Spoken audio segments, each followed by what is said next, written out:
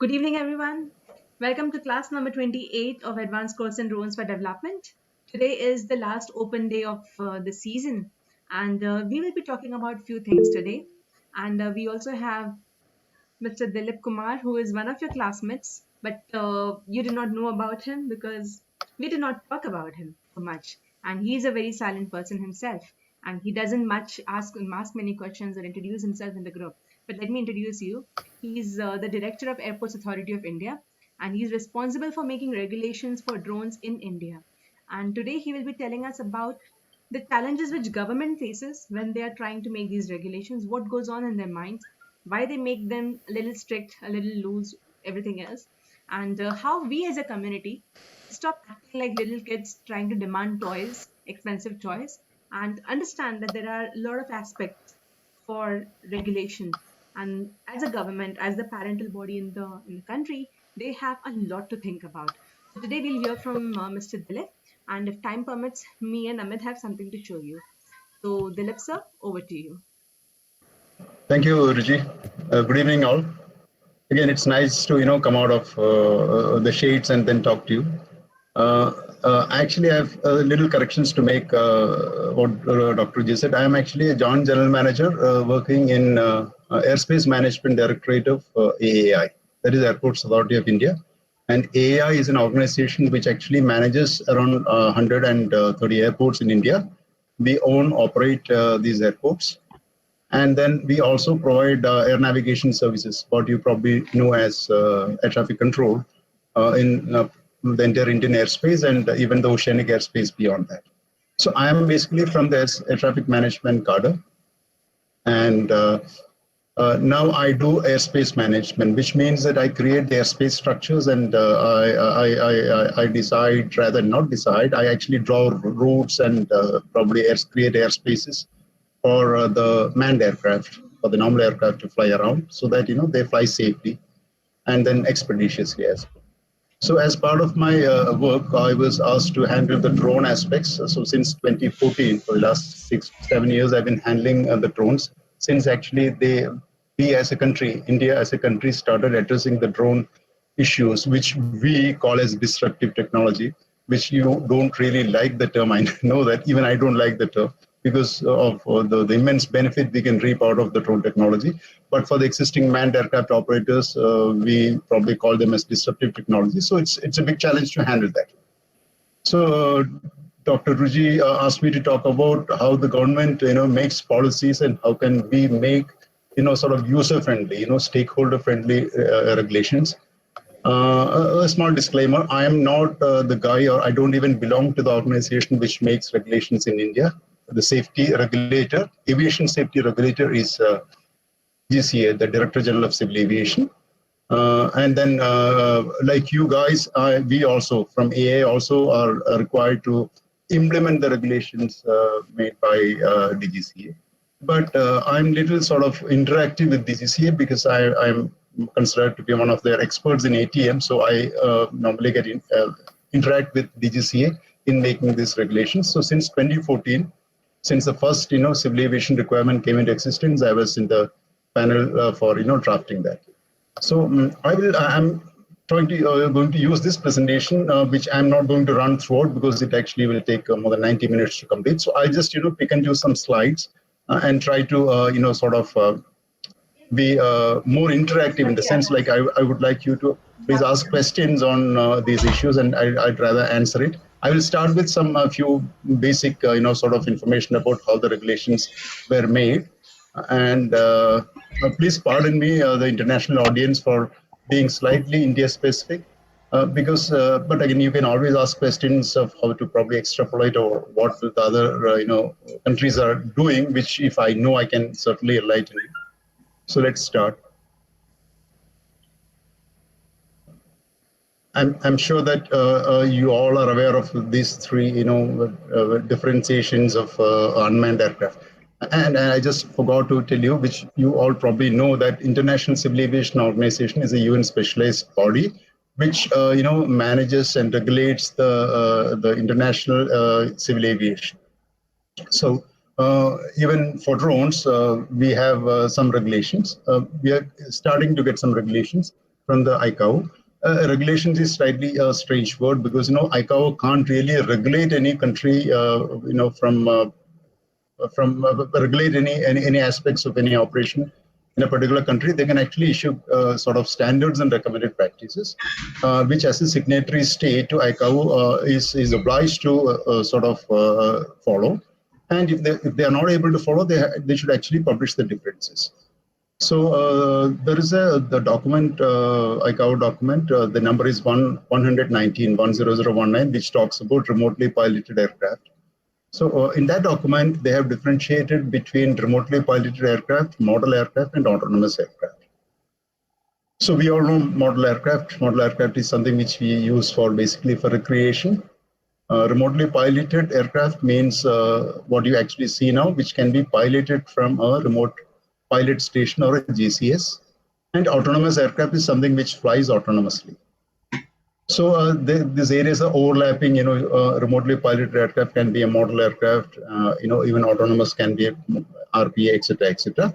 But ICAO now talks only about remotely piloted aircraft, so that autonomous aircraft are not under consideration.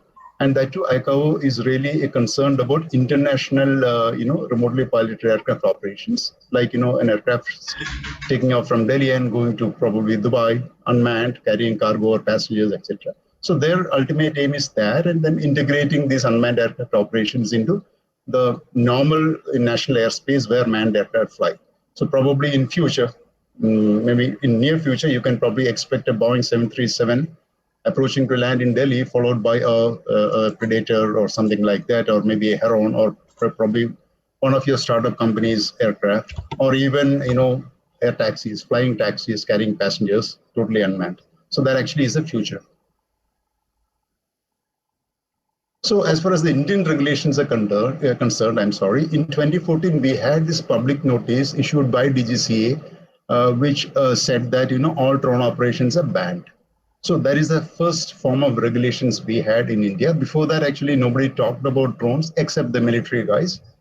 Civil drones were not being talked about, but I'm sure that they were being used for, at least for wedding photography and all. So this public notice said that except for the governmental agencies, nobody can actually fly a drone in India, and then until such time proper regulations are issued. So then the basic primary aviation legislation we have in India is the Indian Aircraft Act of 1934, which gives powers to the central government to create rules for manning the various aspects of aircraft and airport operations. So the current Indian Aircraft Act supports regulations for even drones or unmanned aircraft systems. But the secondary level of regulation is the Aircraft Rules of 1937, which actually is a step down. Rather, Aircraft Act is a pretty high level, set of primary aviation legislation. Rules are more specific. So rules contain some very specific mentioning about unmanned aircraft or remotely piloted aircraft.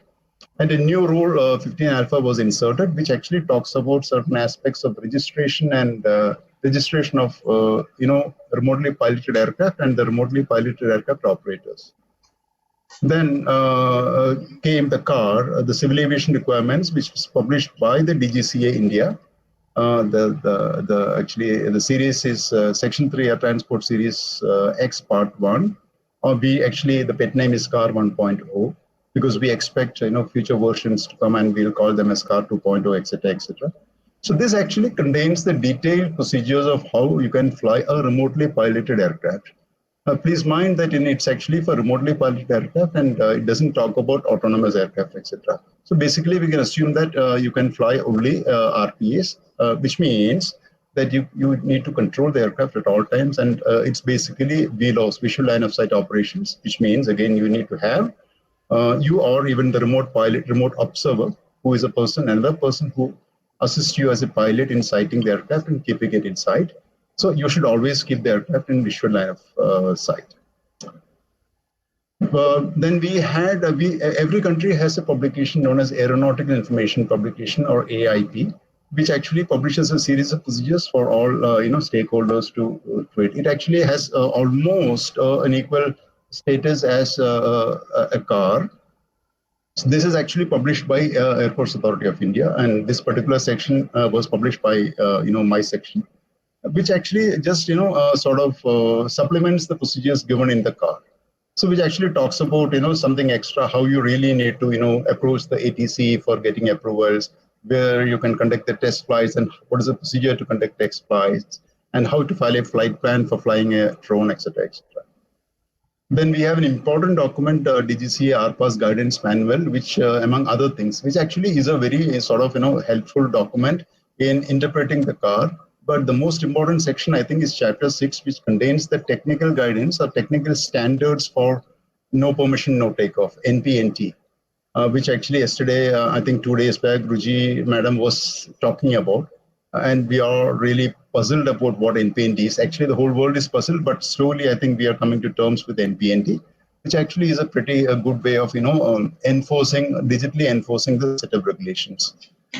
After uh, the drone attack, sort of drone sightings in Gatwick, which actually probably closed down the airport for days together, there was an article by a British publisher which said that probably the Indian NPNT is a solution for such occurrences, because NPNT would certainly ensure that only drones with approval and which actually can fly, because without the digital approval, or what we call as permission artifact, the drone can't really arm itself.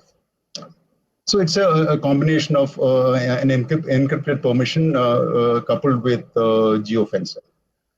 Then we have documents, the frequently asked questions, do's and don'ts, which actually all these documents are available in public domain. The AAP is available in the aai.aero site, that is Airport Authority of India site, and the other documents are all available in the DGCA site. And then the last one I was talking about, like you can see in the slide, is the FTC, the Flying Training Circular 01 of 2019. And then we are, probably having 2 more circulars which are being published, draft stage, which talks about the remote pilot training organizations. We are opening, India is opening up in a big way for, creating, lots of remote pilot training organizations. Earlier, this particular circular talks about the existing flying training organizations, like where you can get your pilot manned aircraft pilot license. The same schools were authorized to provide remote pilot training, but again they're very few in number. So then now we have opened up, or planning to open up, even any organization, any serious organization or a college or a university or a government institution can actually start a remote pilot training organization, subject to a lot of requirements and etc., etc. So then actually we will probably open up a lot of opportunities for pilot training, which would really bring down even the cost for getting a drone pilot license. So these are actually the few documents we have. Now I will talk about the pains of creating the car, because I was involved in that from 2014. After the public notice we issued, DGC issued in 2014, there was actually quite serious pressure from all over the country because of operators like you, the stakeholders. One fine morning, the whole livelihood was actually at stake, because the drone operations have suddenly become illegal.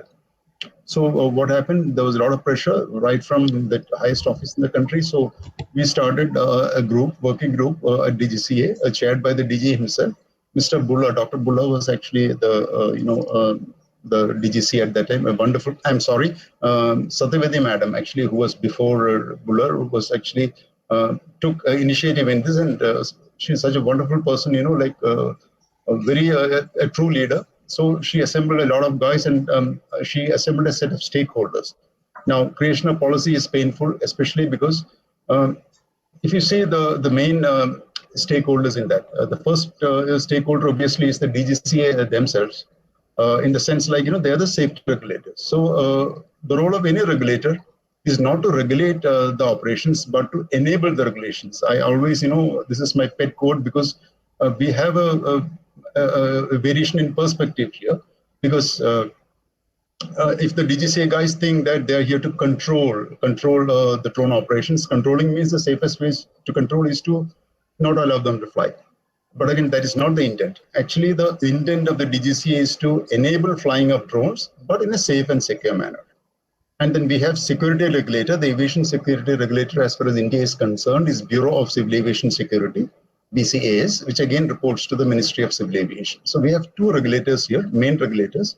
And then we have actually a lot of stakeholders like the Ministry of Defense, which actually is actually responsible for the national defense of the country, their defense. And then we have the local police, the Ministry of Home Affairs, security aspects. We have other military organizations. We have the major stakeholders, the manned aircraft, the aircraft operators, organizations like IATA, etc., which really think that, drones are going to be a disruptive technology because they're going to probably create some harm in manned aircraft operations. Why so?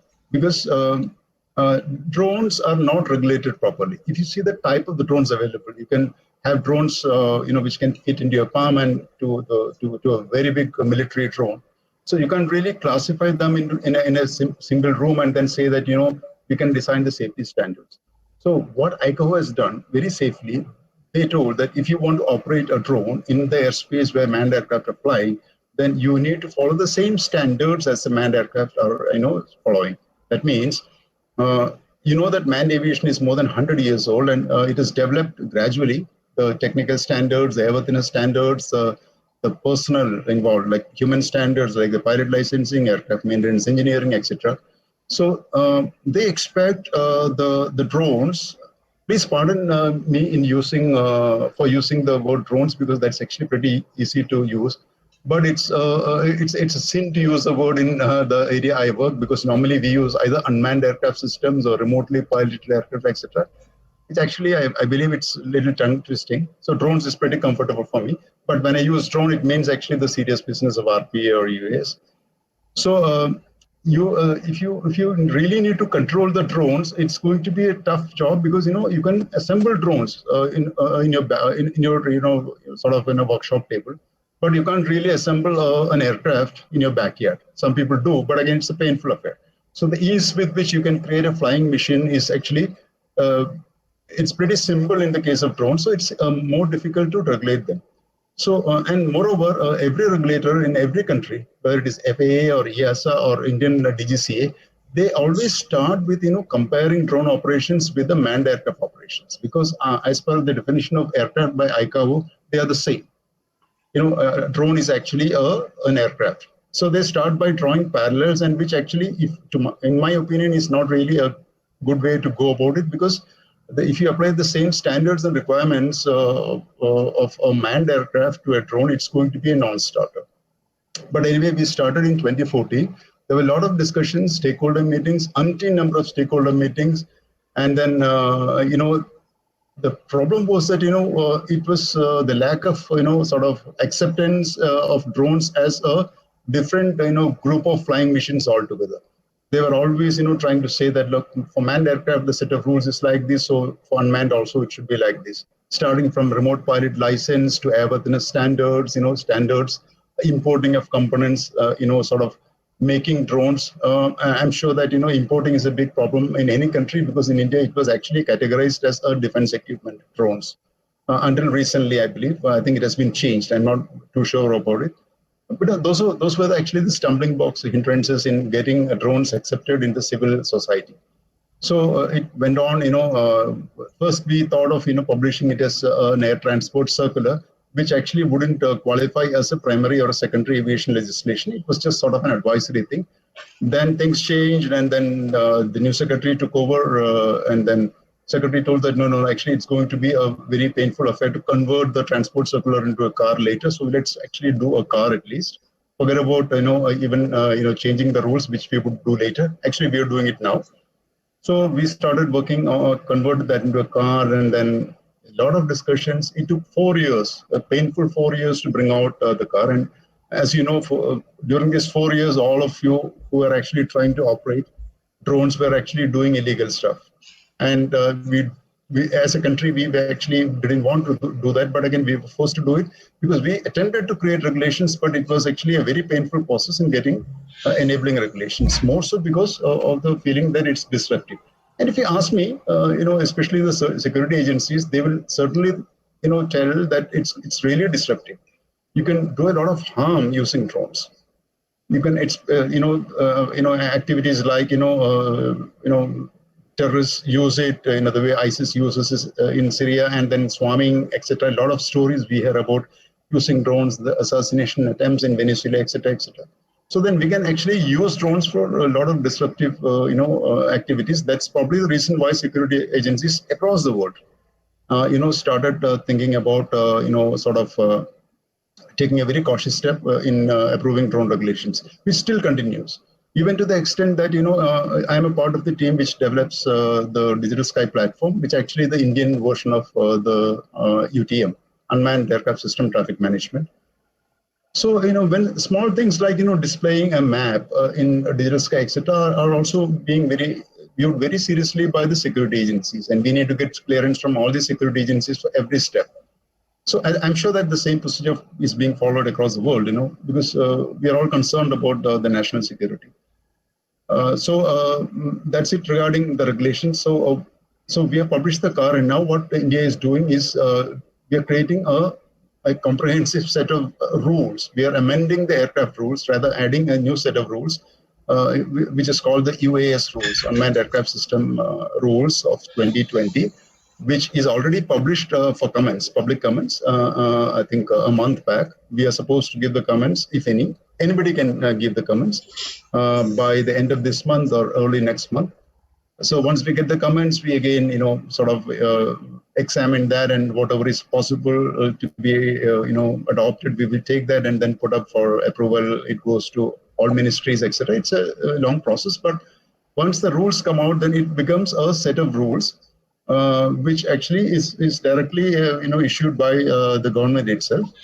And again, after the rules are published, the existing car would be revised, certainly, because many of the provisions of the car have been incorporated in the rules itself. So there will be some other provisions in the car, which will be basically for supplementing the provisions of the new rules. Now, another aspect of what we have been talking about is the beyond visual line of sight operations. India has actually taken a step forward. We have published an expression of interest from consortia, a group of experts, drone companies, etc., to conduct experiments, BVLOS flights in various parts of the country. So around 25 consortia have applied, submitted their proposals. We are processing them, and the experiments are possibly will start within a month. It's actually spread out in various areas of the country: Bangalore, Hyderabad, Delhi, etc., etc. So the whole idea of this experiment is to gain insights. After they conduct the experiments, these consortia are required to submit a proof of concept to the government, DGCA, which would actually, they are required to do a series of tests and a series of, a list of testing parameters have also been mentioned in the EOI. So once we get inputs from these consortia, around 25 of them, after conducting, each should do 100 hours of flying at least. And then various use cases like medical delivery, survey, various. Actually, we have a very interesting set of use cases. So when we get the proof of concept from 25, serious, contenders, it's not contenders that they're not going to gain anything, experimentalists. So they would, these POCs would be of great benefit to the DGCA in framing the regulations for beyond visual line of sight operations. So what we can expect as an outcome of the experiment, maybe probably next year, is to have another car version 2.0, which would probably be for beyond visual line of sight of operations, and the night operations and even autonomous flights.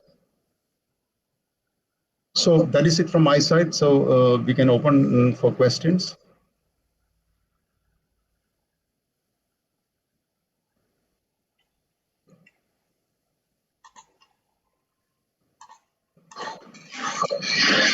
Thank you so much for sharing this. Yes.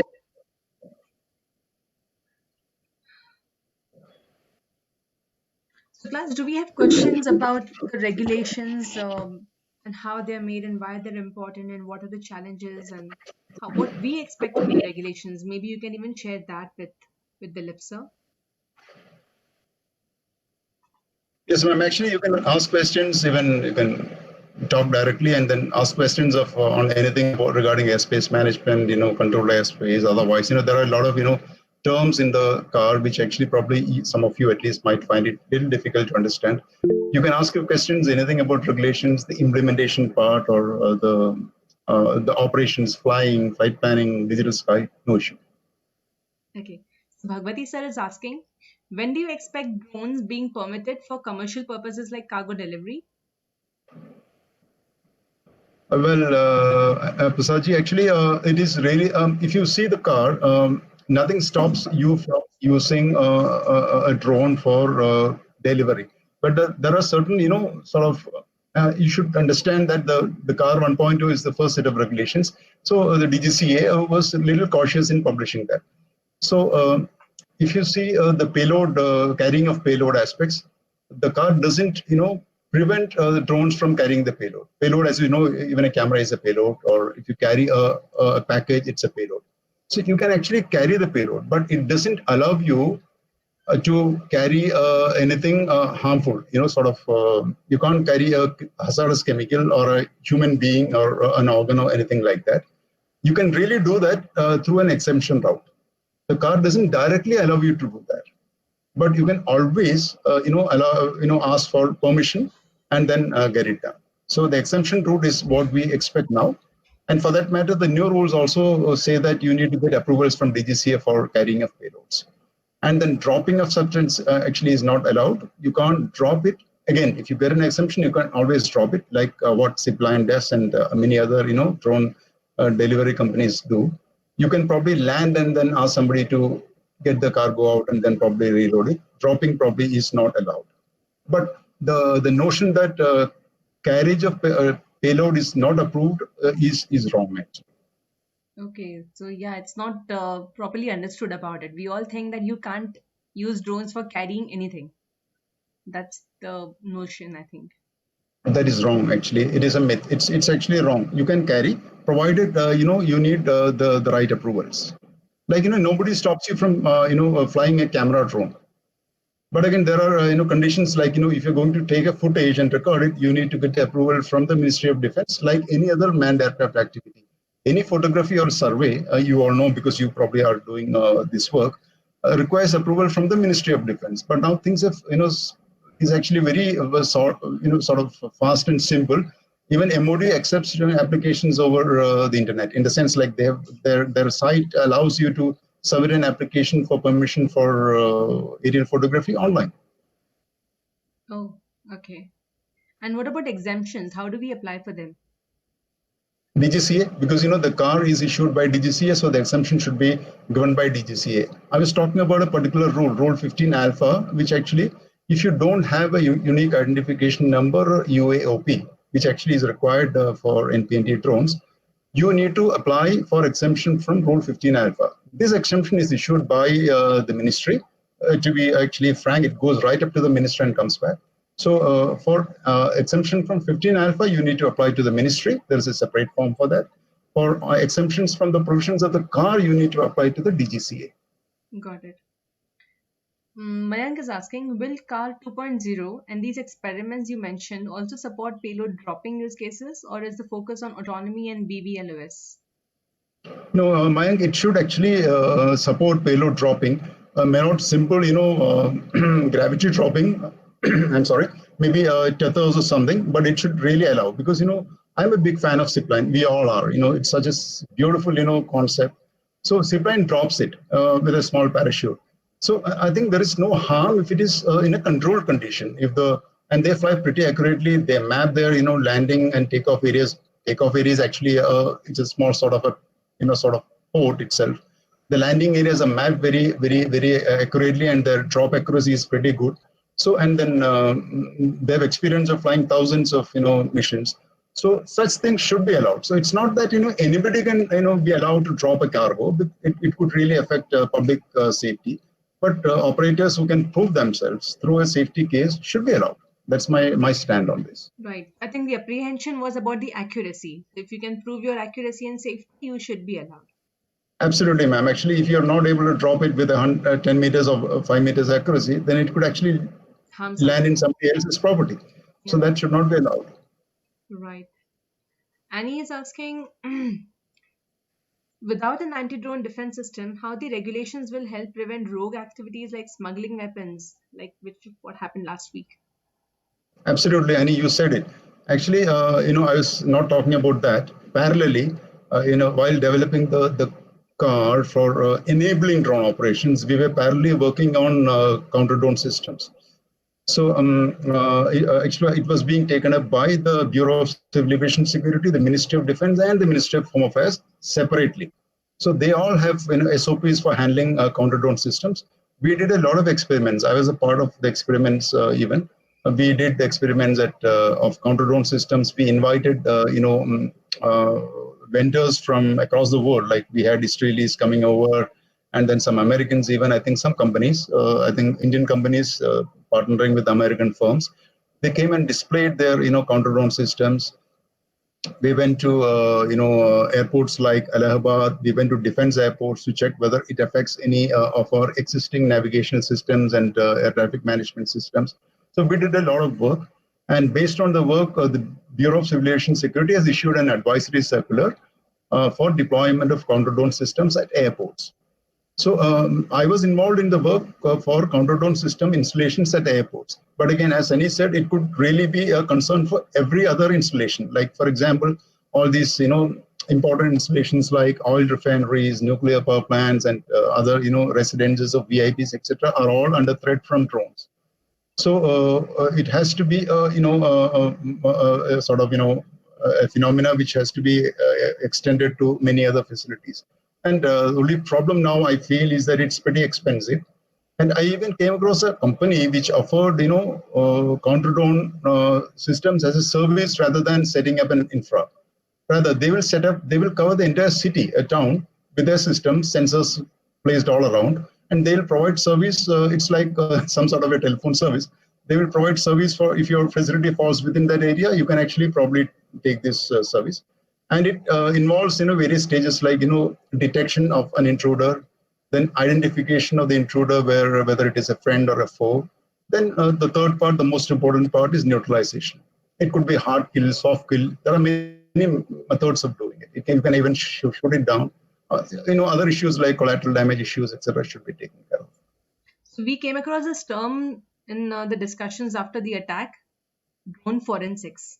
Do you see that as a whole sector growing very soon? Absolutely, absolutely. It's actually growing pretty fast. We get more inquiries for and presentations for requests for presentations from the counter drone operators rather than UTM operators and things like that. It's big money. It's big money involved. Counter drone systems are big money. And then when it comes to the security, I think everybody sits up and listens. That's a problem. You probably, when you talk about enabling drone operations, they're all, it's okay. What are drones? But again, when you talk about, you're at danger, you're in danger, you need to install counter drone systems. Everybody is suddenly alert. Yeah. And talking about the danger and the threat which people feel, who are the most threatened stakeholders here? Whom do you see approaching more for these kind of systems? If you ask me, like we have got serious, inquiries and requests through the ministry itself from, say, like petrochemical industries. Like we had serious discussions with Reliance, their, Hasira Industrial Park and all, because they are seriously under threat. Because what happened in Saudi, the Aramco incident, actually was an eye opener for many of us. Like you can actually cut down 3% of the oil producing capability of the world with a simple drone attack, and that is actually really, really serious. I think we saw that COVID could actually do more harm, but that was later. But still, it is something to be seriously considering. So we get a lot of inquiries from sort of requests for considerations. Not that they will seek approval for setting up counter drone systems from the oil companies, from say VIP locations, from defenses. Defenses already defense military guys have already, I think they have their counter drone systems installed. So mostly it is from installations like oil companies, which are probably facing serious threat from the drones. And we as a community, as Flying Labs community, have always been concerned about ethics, the data ethics and data privacy and the community identification information or personal identification information, which can easily be done through drone data. So are we as a government or as a community enabling body trying to make some groundwork wherein we say that if you are flying over a community, at least take a consent from them, at least talk to them about it, at least engage them in this entire process. Yes, ma'am. Actually, talking about the privacy, actually, data, data security and data privacy, it actually has two different dimensions. If you are talking about, a simple privacy, individual privacy, I don't want somebody, using a drone to peep into my room. That is actually a simple level of privacy. And then it can be like, the details or the footage I collect using a drone should not go to somebody else, like, some other country, or which can be misused, which can even be used against the security of the nation, etc. That is actually a serious higher level consideration. But coming to the lower level consideration, I'm a part of the National UTM Policy Group, which actually is trying to develop a UTM policy for India. So we are actually drafting our own UTM architecture. You know that UTM is Unmanned Aircraft System Traffic Management, which is going to actually manage all the drone operations in the country through an ATM like air traffic management like setup. So one of the main considerations, important considerations we are giving is the interaction of general public, a common man with the UTM system, which actually is some sort of a crowdsourcing. In the sense, like you find a drone flying in your neighborhood, and then you are really suspicious about its intentions or the pilot's intentions. You can interact with the UTM system through a simple app in your mobile phone and tell that, look, this chap appears to be a little doubtful and his intentions are a little, sort of shady. So can I know about his identity? Who is flying the drone? What is the drone? And then I can even raise a complaint, which goes immediately to the law enforcement agencies, the local police, and then they can take action on it. So it has become transparent. I'm sure that many of you must have heard about the ASTM standards on remote identification. So Hmm. the remote ID broadcast, which is a very simple way of communicating the intentions of a drone and the details of a drone flying in the vicinity. Actually, it works over Bluetooth and long range, Bluetooth and Wi-Fi. So it actually can send the credentials of a drone and its pilot to anybody having a suitable app in its mobile phone. It doesn't require a separate device itself. You can actually have a simple app, Android or an Apple app, and then probably know who is flying where. So using this, you can actually interact with the UTM, or even if the UTM is not present, you can actually simply interact with the local law enforcement agency, which also will be able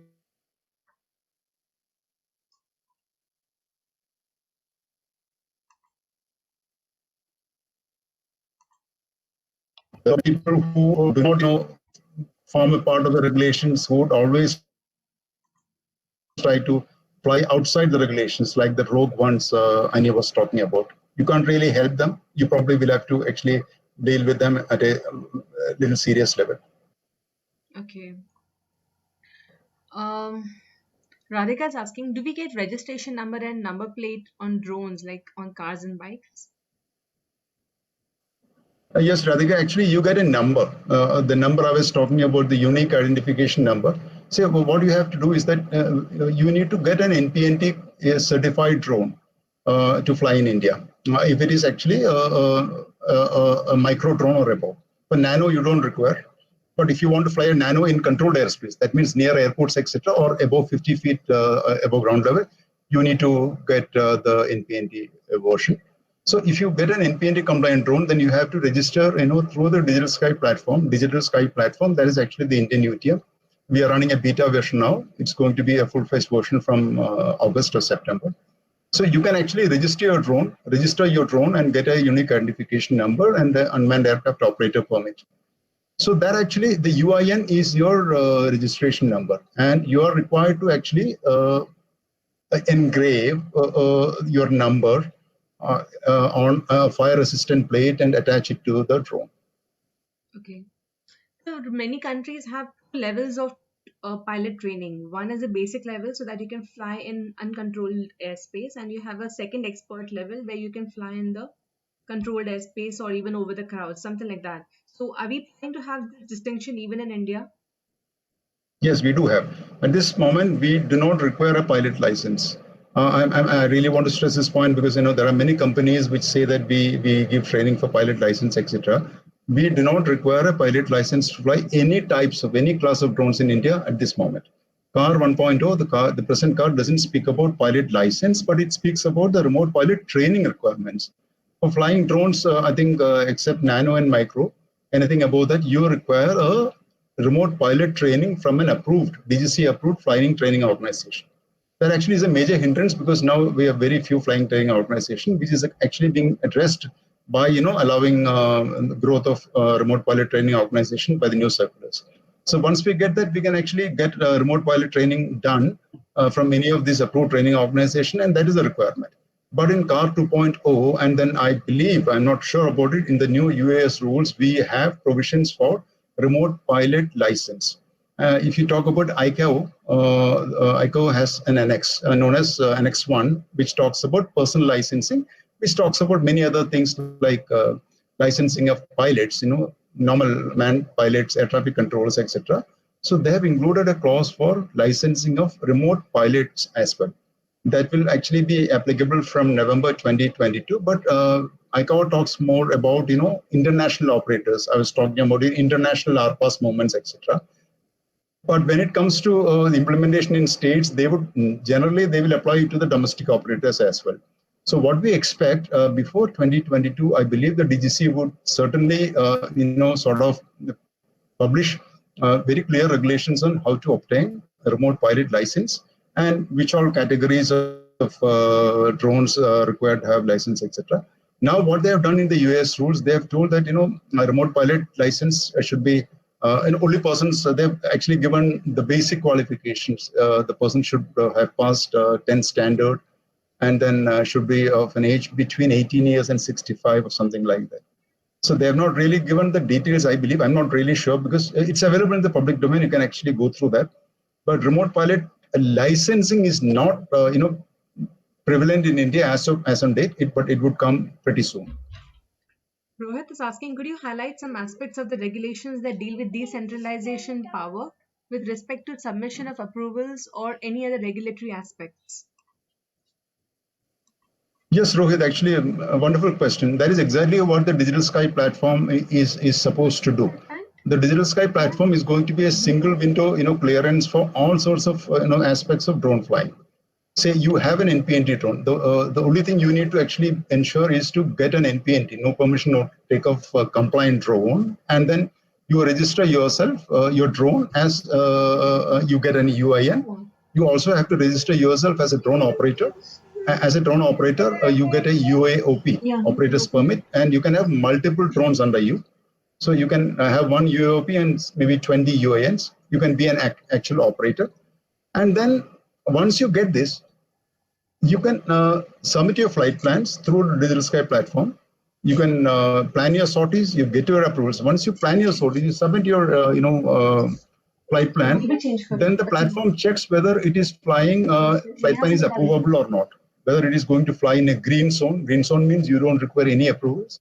If it is in a yellow zone means you need some approvals from ATC or some other agency.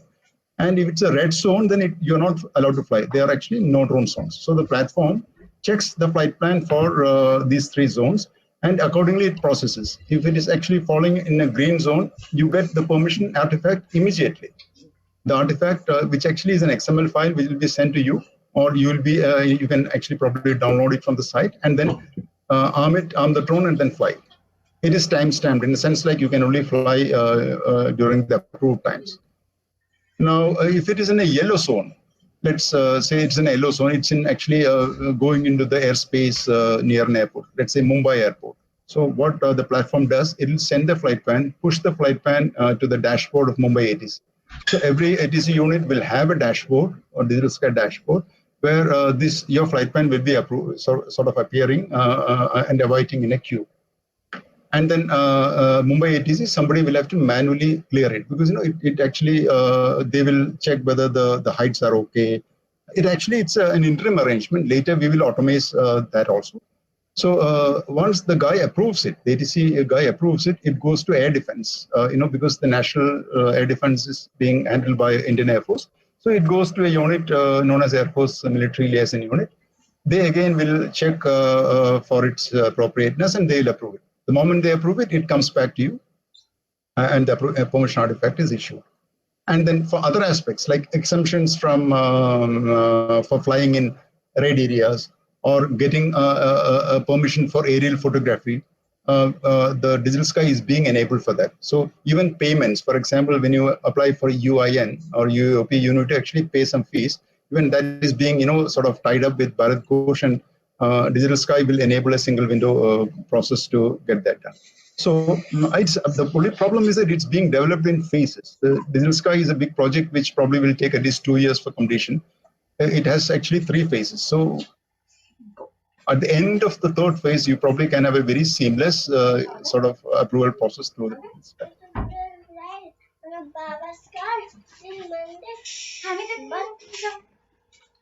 Okay, and Anil is asking similarly, if I'm flying a drone inside a private property like a resort or campus, do we need permissions?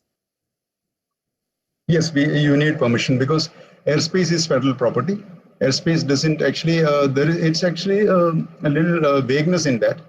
There were many cases on the airspace ownerships or rights. Actually, there was a typical case which happened in US is that somebody had two small plots of land on either side of another person's property, and he decided to create a bridge across from one place to another through somebody else's property, and it was contested. He said that you own only the property and not the air above it, but the verdict was against him. So he couldn't construct because there is actually a limit up to which you can claim the airspace above you as yours. But the Indian law says that if you own a piece of land, you own it up to the limits of hell and to the heights of heaven, which means that even you own the soil underneath and the air above it. But there are other regulations, like you can't really say that no aircraft can fly above your airspace because that actually supersedes the existing law. There are regulations which supersede. So you really, even if it's your property, you can't really allow a drone to fly because it affects the safety of other people and other aircraft. So even if it is your own personal property, your own house, you really can't fly a drone above certain approved exemptions. For example, if it's a nano drone, you're flying in uncontrolled airspace. Your house is beyond the ATC airspace. You can fly up to 50 feet, but you're not flying because it is your property, but because it is actually, you're complying with the regulations. So in short, you really can't fly a drone anywhere. You can actually fly it within your house in close premise, but outside you can't fly if you are actually violating any of the provisions of the car. And that applies to any resort or education institutions as well. If so many people use drones for shooting videos, for making movies, do they really take permissions from the people and the properties below that? No, they don't. No, actually, if you ask me, yes, they need to have sort of a written agreement with the landowners because they know that I think they do that. So if it is a pretty high level and is a government property like road or sort of empty spaces, they don't really do that. But if you really want to shoot a footage above somebody else's property, I'm sure that they'll be taking an approval. Okay. Mayank is asking again, similar to the carving out of regular manned civil aviation airspace, would you or AAI be involved in demarcation of drone corridors in regular urban airspace? Would it involve a central authority or be taken on a state-by-state basis?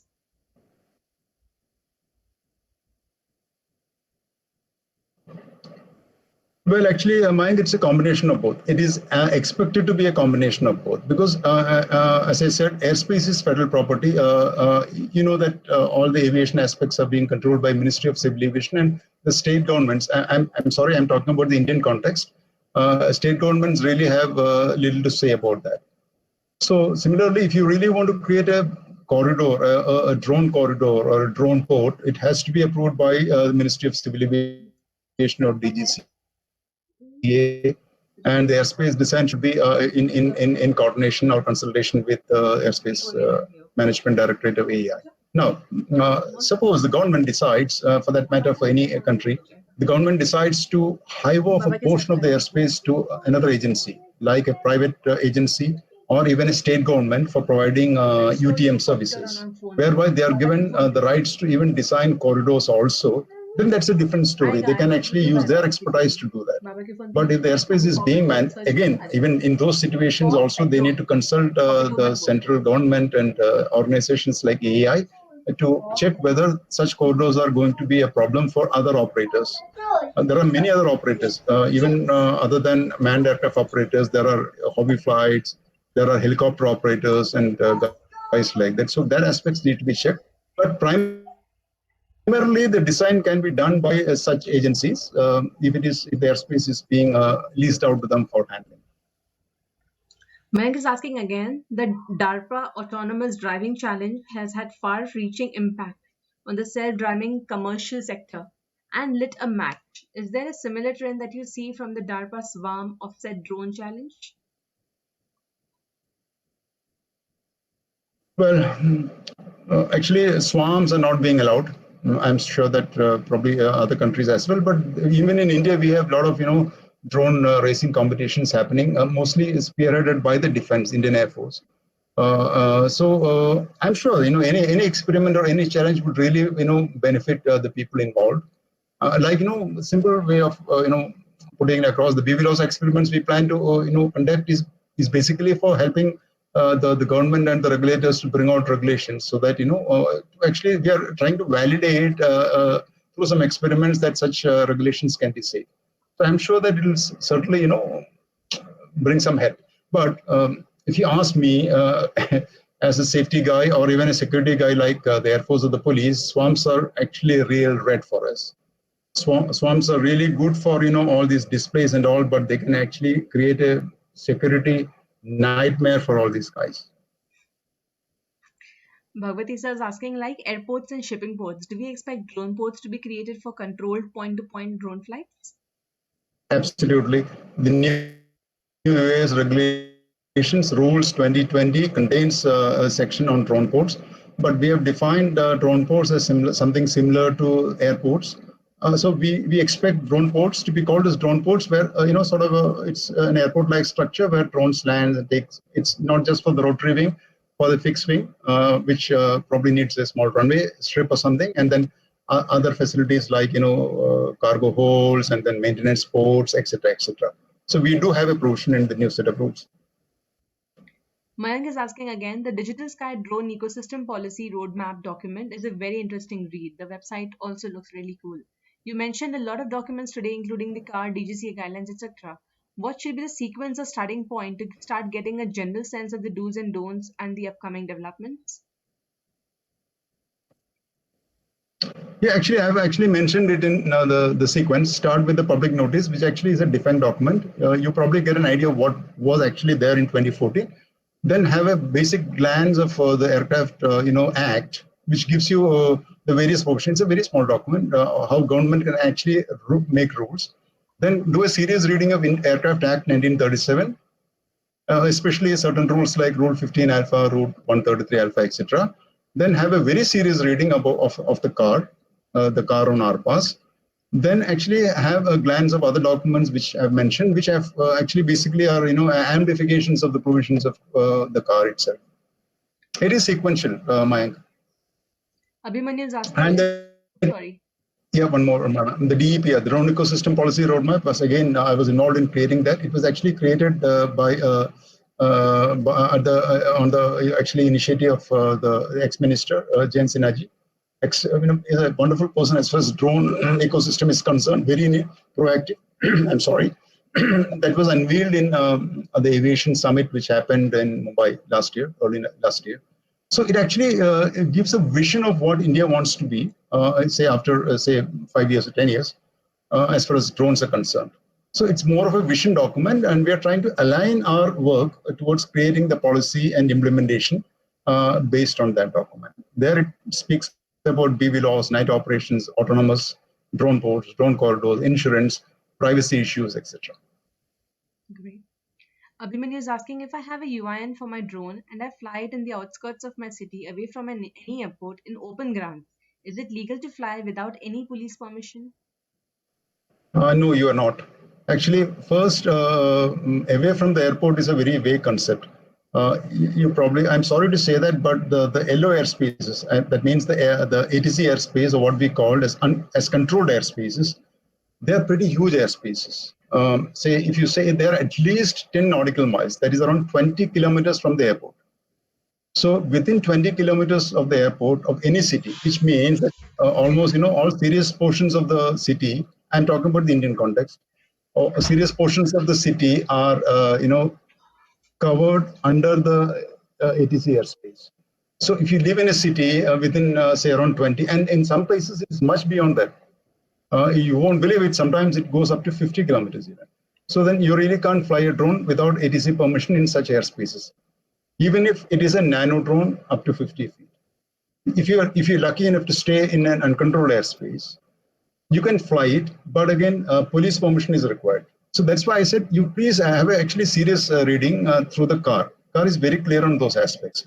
Also, the do's and don'ts and FAQ, which are available in the DGCA website for downloading, and you can read that.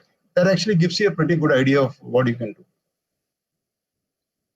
As a drone developer, Anis Sam is asking, how can we test fly an R&D drone legally?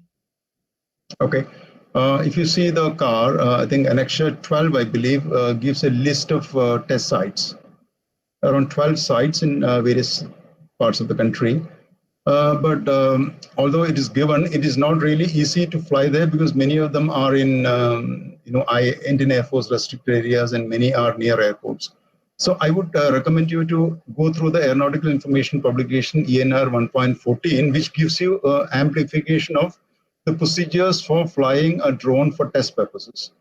So if you read that, it actually asks you to get further approvals from DGCA and AAI, because AI does the airspace check and they check your request against vis-a-vis the air traffic management requirements. So they'll advise you whether you can actually fly there or not. So you can actually, yes, test fly, but subject to some conditions. Mayank is asking about Digital Sky architecture. How is it structured? Is Digital Sky a backbone with APIs on top, of which vendors like Avianco build the actual software solution? Or is Digital Sky going to be a user operator facing platform in itself, which will be uniform for the entire country and mandatory? Is the intention going to be a single central UTM, that is Digital Sky, or multiple players all powered by Digital Sky or Digital Sky compliant? Mine, thank you for the question. Actually, it covers the entire aspects of Digital Sky and UTM. It's a wonderful question. So, starting from the first point, yes, it is a structured architecture like any other UTM. Drones. Any drone flight has various phases. You have a pre-flight phase. You have actually a registration phase, a pre-flight phase, in-flight and post-flight. Registration talks about this UIN, UOP, and getting in the approval, filing and then pre-flight talks about filing a flight plan, getting the permission artifact, etc. In-flight means real-time telemetry, tracking, even dynamic deconfliction and things like that. And post-flight is basically filing a log, a remote log, actually an online digital log, and then sort of compliance checks, blacklisting, whitelisting, etc. So Digital Sky is also a typical UTM which actually is built on the same structure. And it has an API backbone in which, actually the basic plan is that Digital Sky, as far as India is concerned, will be a basic UTM platform. It may not actually have fancy features because we deliberately probably will decide. Again, I was talking about the national UTM policy, which I am a part of, the drafting team. So based on the decision by the government, the deployment structure of UTMs across the country, the government may decide that you probably need to have only Digital Sky across the country, which would probably be a little sort of inefficient way of handling, because Digital Sky is just a single platform, and if it fails, then that's the end of it. And there are many other disadvantages of even monopoly and things like that, even though it is government owned. So if you ask me personally, I would prefer a structure where we have a basic Digital Sky platform across the country, pan India, and then a layer of digital sky service providers, or what US calls as USS, UTM service suppliers. So they will be providing UTM services, and they will be API linked with the Digital Sky platform, because there are certain aspects like registration and protection of data, and then creation of no-fly zones, TFRs, etc. Those things will again be done at the Digital Sky backend only. So these DSPs would access Digital Sky on a real-time basis to get this information and checks done. So it will be a handshaking, a constant, a continuous, real-time handshaking between the DSPs and Digital Sky. But as far as the user is concerned, they will be subscribing to one of the plans of the DSP, and they will, probably operate through the DSP, and the DSP would seamlessly, silently in the backend, sort of handshake with Digital Sky. So if you ask me, that would be the preferred mode, like a central UTM with multiple Digital Sky service providers. Interesting. Anil is asking, for high-grade hack-proof drones, how do you balance enabling good drones and prohibiting rogue drones? Well, Anil, two aspects. If you want to be sure that your drone is a high-grade hack-proof drone, as you said, that actually points to the airworthiness aspects. That is actually the most important thing, which is actually troubling all regulators across the world. How do you ensure that your drone is airworthy? And here, basically, because it's all in software, drones, the essential difference between drone flying and a manned aircraft flying, basically, even manned aircraft are moving into seriously into the area of software-based operations. Drones are more towards it. Actually, the UTM we are talking about, it won't be something like an ATM structure where air traffic controllers sit in front of a radar screen and try to control each and every aircraft. It won't be possible in UTM because now the numbers are sheer high. You can't expect any human being to physically control 200 or 500 drones in a small airspace. So it has to be completely automated with a human being, sort of acting as a manager, a high-level manager.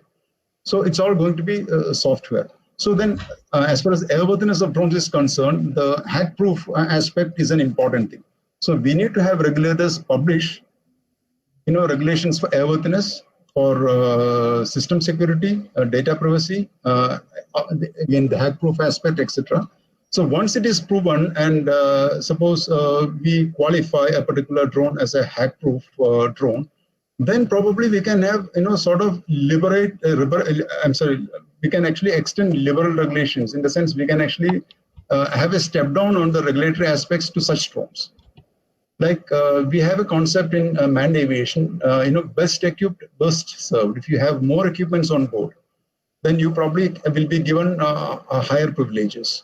We have concepts like performance-based navigation, etc., where if you are a PBN compliant aircraft, which requires avionics as well as personal training, pilot training, and other aspects, certification, etc., then you can probably fly on some routes which are reserved for such aircraft. So similarly, for such drones, as you're saying, Anil, you certainly can have sort of better, sort of a simple way of flying, maybe some sort of relaxation in the routes. But again, it depends on the airworthiness aspects.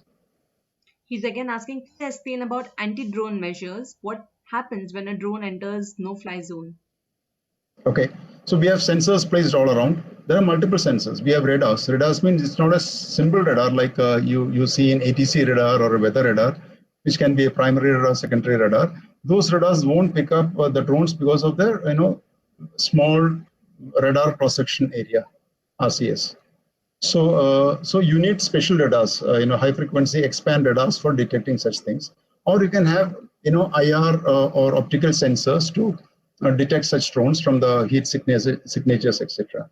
So the first step is to detect the drone. So if you have a no-fly zone of 5 kilometers around an airport, then your detection zone should be much beyond that, because there is always an aspect of reaction time. You need to actually engage that particular rogue drone before it enters a 5-kilometer radius.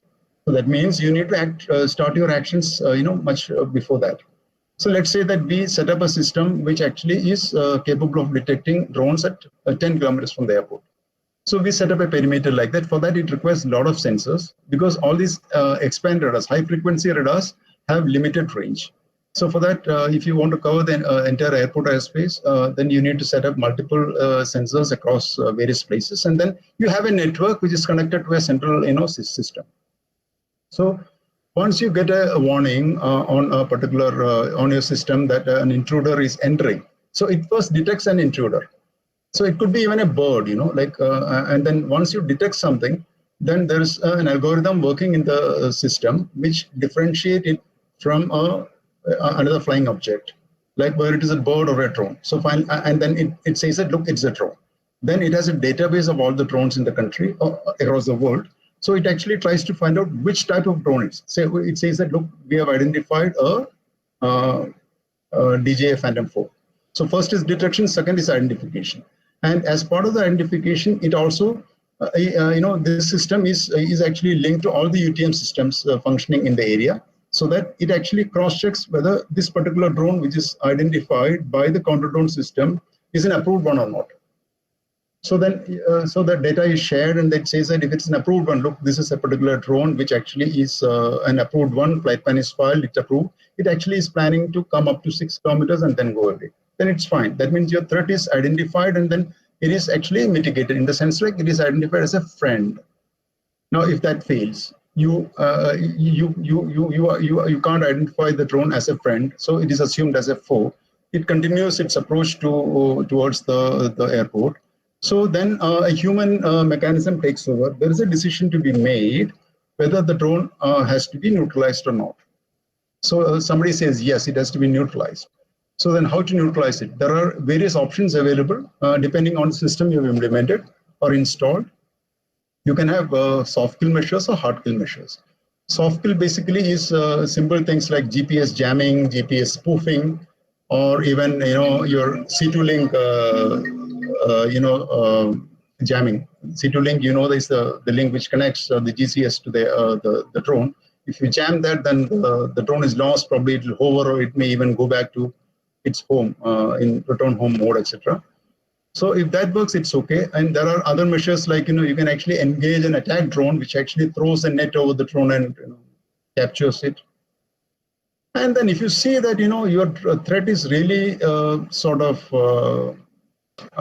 serious, in the sense like you can have cameras also, you see some dangerous cargo attached to it, and its intentions appear to probably deliver something nasty to the airport, then you might think of engaging a hard kill measure like a laser to bring it down, or maybe a velocity, a projectile like shooting it down, etc. But there are other aspects like the collateral damage issues. If it falls on a populated area, what's going to be the collateral damage, etc. So that decision is taken by a team of experts, like which comprises of the law enforcement agencies, the military, ATC, the local police, etc. And then they take a weighted decision. Okay, thank you, sir. That was elaborated. Hiren is asking, that's Ramesh, what are gray fence? Like besides green, yellow, and red zones, what is a gray fence? Aaron, I've not heard about gray fence. At least in India, we have this green, yellow, and red. As I explained, red is some are places where you can't fly a drone. They are basically no drone zones. Green is where you can actually fly without any problem. It is automatic approval. Yellow is where you need some approval, like ATC, or maybe, for example, if you're flying over a eco-sensitive area like a national park, etc., where you need to get an approval from the park authorities. So that requires an approval. So any area which requires an approval from an authority will be marked yellow. That is actually the Indian context. So these are the three, areas we mark. We are going to mark in our platform. Rohit is asking a related question. Are there any resources to view different flight zones that you mentioned? Is it possible to download these in the form of shape files or KML formats? Negative, no, for the time being, at least official, because once the digital sky, because we have a little problem, as I said earlier, with the security agencies, they have little reluctance in allowing these zones to be, displayed in public, obviously due to some security considerations. So we are working, we are trying to resolve that with them. Once they approve, or if they approve, we will be able to show that. So in the platform. So when you start, when you register in the platform and get a UAN, etc., you want to fly a flight plan, you get actually a street level map of the area you want to fly in along with these zones. So when you see that, you say you want to fly a particular area, you can actually see from the map whether it's actually in a green zone or a yellow zone or a red zone, so that you can actually plan your route accordingly. And And then Rohit, there are other platforms available in the country, like somebody mentioned Avianco, etc., which have mapped these areas based on the information available in the aeronautical information publication. But just a word of caution, some areas are not mapped, which are actually those vital installations which are not declared in the open, in public. okay. Rohit is asking again, can the policies or even the Digital Sky platform help in maintaining independence of drone operators from political interference? Political interference. Do you face any political interference in flying the drones? Uh, yes, actually, if you ask me, I don't really know, don't understand what Rohit meant by political interference. It is just, if you have a digital sky platform which is transparent and is logged continuously every second of it, so nothing stops you from. Nobody can actually stop you from flying a drone, except for the ATC clearance, etc. I'm sure that ATC won't mind, flying a drone 400 feet from AGL, around 20 kilometers from the airport. They're not bothered at all. So I'm sure that they'll be getting you all the approvals. I don't see any political approval required for flying any drone. At least, maybe I don't understand the question properly. Rohit, would you like to unmute Actually, yourself and ask? yeah. So I was asking with respect to situations where you have journalists or researchers or certain aspects who are certain people who are working in the social sector or environmental sector who want to monitor current situation with respect to uh, uh, you know things that are working, say any kind of activity that's happening against certain social groups or even the environment. So if Okay. there is mining that's going on, but it has a political backing, which affects. So if you have security forces working with, say, so it's a gray area. But then if you have security forces actually working with a particular mining Interest. and then would they have then the power to stop any kind of a journalist or even researchers who are trying to bring Yes, this to. actually, yes. Rohit, yes, you said it. Actually, it's not just for India, it's for all over the world. So the police, or it's not politicians, it's the police or law enforcement agencies who will be given access to the digital sky, who can actually create temporary flight restrictions, TFRs, where automatically drones will be not allowed to fly. These TFRs are going to be red zones, temporary red zones. For example, there is some sort of an activity happening in one place, which the government doesn't want, news agencies to probably capture a footage. What they can do is to create a TFR in that airspace, and the police guys will be given access to this because they'll be given admin rights to create TFRs, etc. So they will simply create a TFR and then make it, applicable immediately. So what the platform does, all those flight plans which are filed but yet to take off will be given a warning that you're not required to fly. They can even withdraw the permission artifact issued. At present, it is the platform can't do it, but in future it would certainly be able to withdraw because when you actually start to fly a drone, then it has to have a cross check with the platform whether the PA is still active or not, valid or not. For those drones which are actually flying, this TFR created by the police would be have an impact on them. They will be warned immediately if the TFR is in their flight path. They'll be asked to rather avoid that area, or it actually will create a geofence, and then it will probably will not allow the drone to fly into that area. So actually, yes, government can do it. I think what Rohit wanted to ask was reverse of what you said. It's, for example, if there is a questionable activity happening, and we as journalists or as social workers want to highlight that story, make it a point of concern. And for example, if we don't get a support in those situations, what do we do? It could be about river pollution, which is coming from a factory, which is pouring in the mineral, the chemicals in the river, or it could be about illegal logging, illegal sand mining. What do you think about that? I mean, obviously, we don't expect police to support it because police work with politicians, and politicians are involved in a lot of these activities. What do you think in that case, sir? Actually, Ruchi and Rohit, for that matter, say if let's talk about illegal mining. So I don't think the police would be willing to create a temporary flight restrictions to protect these guys. That would be too obvious. So I don't think nobody can stop a drone flying from and capture this footage unless that person is physically harmed when he's actually going to do that. Because flying a drone requires your presence. If it is BVLOS, you can be kilometers away, but if it's VLOS, you need to be around. So I don't think from the platform side or from the government side, nobody would be willing to create a TFR and become very transparent that you're trying to support these guys. Protect it, right? Yeah, that's true. Great. Any more questions from anybody? Hello, sir. Mayank here. Thanks a lot for the great question and answer session. I mean, this has been amazing. Wish we'd had this sooner as well. This is a lot of fun.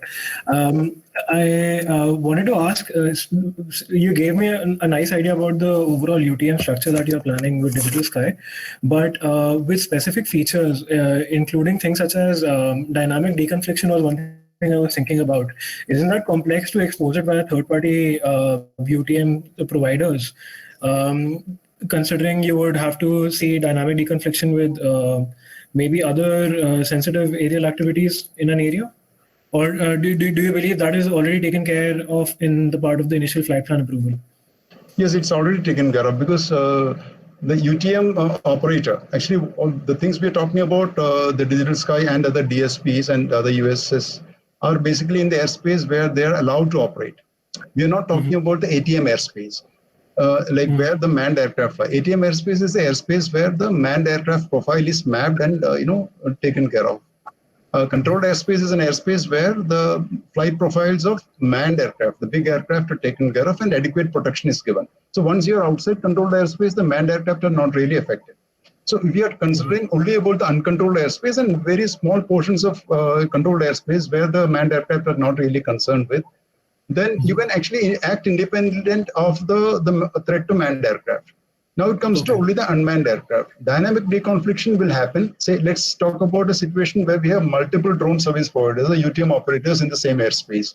So what the architecture, stipulates is that we should have inter-DSS communication, inter-USS communication, where the intent and the activities of all the Digital Sky providers or USS should be known to each other. So if I need to deconflict a particular dynamically deconflict, then my intent would be clear to everybody. That means it's actually one single large board where everybody knows about what the other guy is doing. It's all done through a service provider or just by coordinating with each other electronically. Correct. Another question regarding UTMs and this management I had was, so in India, internet connection or like really good high quality internet is not a given in all conditions. I mean, even through this course, we've seen a lot of GPS denied and 2G, 3G, 4G denied situations in disasters or in areas like the northwestern parts of Nepal. So would there be certain, would the bandwidth be a factor which would go in and would certain operations be offline in the Digital Sky platform, or has that bandwidth factor been considered in the architecture? I mean, I just had a curiosity. Absolutely, sure. Because at least for BVLOS operations, we need to have real-time telemetry information available. So for that, internet connectivity and 4G, 5G becomes a mandatory requirement. For VLOS, probably you can get your permission artifact and then go there to an area where there is no connectivity, but still you can fly. Correct. So, but in future, certainly we would look forward to some sort of a connectivity. Certainly. Okay. One question about swarms, since you had mentioned how it is a very common opinion that they are a major security threat. Have you come across the video about this Stop Killer Robots or the Professor Stuart Russell? So basically, there was a video which came out 3-4 years earlier about a potential hazard for using nano drones with micro explosive payloads and if they're allowed to kind of fly around fully autonomously, then it poses a severe threat to humanity in general, even beyond the concept of nation states. And to stop that, there have been plenty of discussions in the European Parliament as well as the United Nations, which have started backing this movement. Do you see any such conversations happening in India to ban autonomous weapons entirely, or like what is the overall space like? Actually, mine, we don't have any approval, we don't have, the autonomous operations are not permitted in India. Okay. Say in the new rules, UAS rules 2020, there is a section which talks about autonomous operations, but it says that case-to-case approval has to be taken from the DGCA for that. Okay, sure. We're talking about even autonomous segments of normal remotely piloted aircraft, which you normally employ for surveys, etc., where you want to fly a regular pattern. So swarming is it's beyond the consideration of the regulatory authorities. Which means that they are not allowed. Correct. And one of the other components of this was autonomous targeting, wherein if you were, for example, with today's facial recognition technology, able to specify certain individuals belonging to a community or certain people of interest, then that would be another nightmare altogether. Absolutely, you can do that. Actually, for that matter, police is employing that. They're using a simple camera drone and then coupled with AI and facial recognition technology to find out possible suspects. Actually, it's working wonders. I attended a Niti Aayog workshop on ethics of using such things, although it was worked up on ethics, but I could get a lot of information on how they do it. In a place like Kumbh Mela, which happens probably we have 10 lakhs of people roaming around. So you get a footage and then you can actually probably identify the number of suspects or elements which can create trouble there. You can actually probably narrow them down to maybe 100, which can be followed up by policemen on foot. That is going to be wonderful because no other solutions will work. You can't scan 10 lakh people. So there are positive sides as well for this. Sure. But the downsides of such technologies would be like the inherent bias. For example, all of these facial recognition architectures which are commercially available are known to be biased against people of color or women. Absolutely. I agree with you. Work well on, say, white male. So, I mean, because of which there have been public commitments from Microsoft and other companies to prevent the use of such technologies. So, I mean, is the legal framework in India also kind of, are there policies which are coming in to kind of regulate how this is being used? Because I feel like India right now is fertile ground for a lot of abuse of such technologies. Absolutely, I agree with you, but I'm not aware of any such regulations coming up on AI front because I'm not really, I don't have any knowledge about that. But, as you know, AI is just how you make the system learn. So if you teach it to be biased, then it will be biased. So again, we are the culprits, not the technology. The technology is available. It's how you're going to use it. Sure. Thank you. Great. Anyone else has any more questions? Or else we can close the lecture for tonight. Thank you, Dilip sir, so much. Thank you so generously sharing with our class. I think we have more questions than expected. Always, it's a very vibrant class. Thank you so much for being so patient and so cooperative for this. Thank you very much. So I remember when I had my first exposure to the tiny nano drone and IIT Bombay. We had Keshav Sharma sir from Mumbai Regional Airports Authority of India. And he said that you can fly as high as you want, but always remember that law will always be above you. Oh, great. So I just recollected that yes, no matter what we do, there will always be a legal framework that we have to respect in whichever country we are flying. And it's a mandate that we, even as flying labs, take, that we will never bypass the laws of the legal system and never go anti-government for anything at all. So we want to work in coordination and cooperation of the government. We want to work for the government and the people, keeping sure that ethics, safety, responsibility are all taken care of. So we do have a dream that one day mobile phones, the drones will become as simple and as affordable and as easily available as mobile phones. But for that to happen, we have to cross a lot of barriers. And one of that barrier is the legal framework. I mean, more we use drones and technologies like drones for good, more we will have trust being built in our systems or in us. that government will now be ready to trust us, that we're not playing havoc with it, we're not being naughty. And so then they can allow us more space. It's just like how you allow your child to drive the first car. You first, you take care, you sit with them, you ensure that they're driving it well. And once you're sure that they're not crossing the speed limits too much, you can trust them, then you let them drive the car. So just like a parent taking care of for the child. And that's what we all should be really careful about. Thank you so much, sir. Thank you everybody for coming here tonight. Tomorrow we will have another amazing speaker from Philippines who will be sharing her experiences of using drones for smart city planning and development. So let's hear from her. And so good night, everybody. Thank you so much. Thank you all. Thank you.